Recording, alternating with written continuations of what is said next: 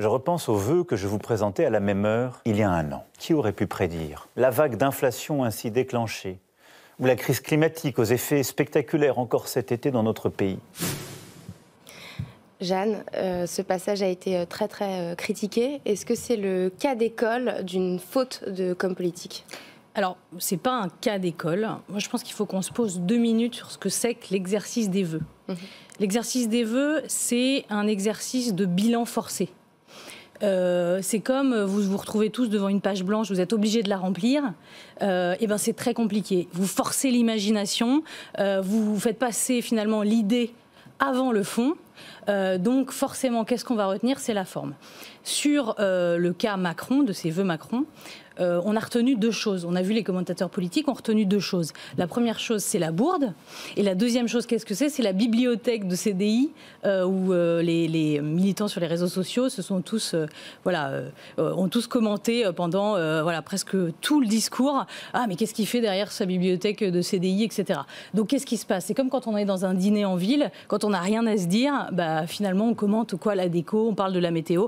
Bon, pour moi, c'est oui, un exercice de com raté. Pourquoi? Parce qu'il n'a pas pris le temps, je pense, de se dire 5 minutes, qu'est-ce que les gens vont retenir, dans quelle mesure d'empathie je me mets pour que les gens se mettent à ma place et soient rassurés.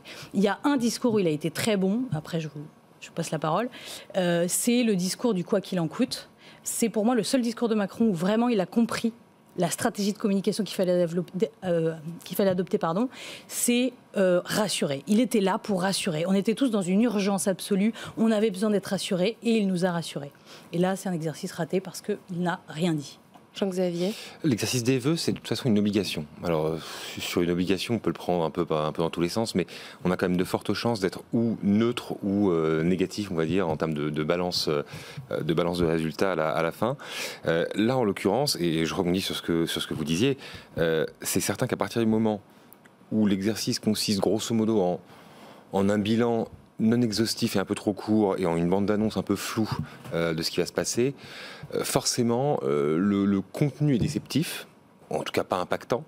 Et ce qui est impactant, c'est les quelques petites aspérités qui souvent sont plus des fautes que des bonus, on va dire, de communication qui vont ressortir. En l'occurrence, ce qui a été dit sur le réchauffement climatique, volontaire ou pas, en tout cas a totalement absorbé l'attention médiatique et de l'opinion sur ces vœux.